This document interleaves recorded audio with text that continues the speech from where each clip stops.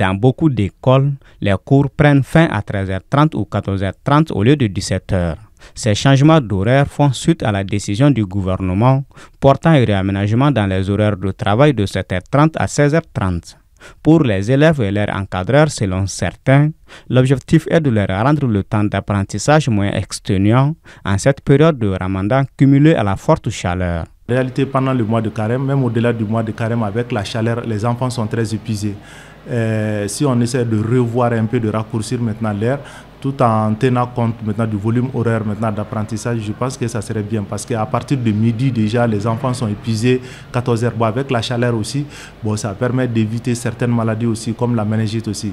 Je pense qu'avec ça, ça serait bien déjà parce que les enfants qui sont habitués à descendre à 17h, s'ils descendent maintenant à 13h, 13h30, je pense que c'est très bien pour eux. Donc ça lui permettra même le soir maintenant d'aller faire des révisions. Et pour certains aussi qui sont très loin aussi, avec la rupture du jeûne aussi, il y a beaucoup d'embouteillages, ça permet d'arriver à la maison à temps, se reposer et après réviser aussi. Si en termes de programme scolaire, le directeur Keita soutient que ces réaménagements n'ont aucun impact négatif, d'autres par contre, qui ont maintenu le calendrier normal, estiment que c'est pour éviter de pénaliser les apprenants. Au sein de l'ISFJ LP Mama, nous on n'a pas eu à faire de réaménagement en ce sens que les dames qui travaillent avec nous sont très souvent à proximité de l'établissement. Et comme on avait eu à faire une sortie pendant 3 semaines, il fallait déjà rattraper ces 3 semaines.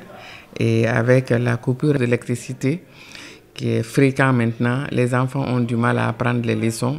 Du coup, si on essaye de faire un réaménagement à fond, ça risque de jouer sur le résultat des enfants si ça ne l'est déjà. Ça risque d'être vraiment pénalisant pour les enfants. Toutefois, au-delà des services publics, plusieurs établissements financiers et entreprises privées ont procédé aussi à des aménagements horaires.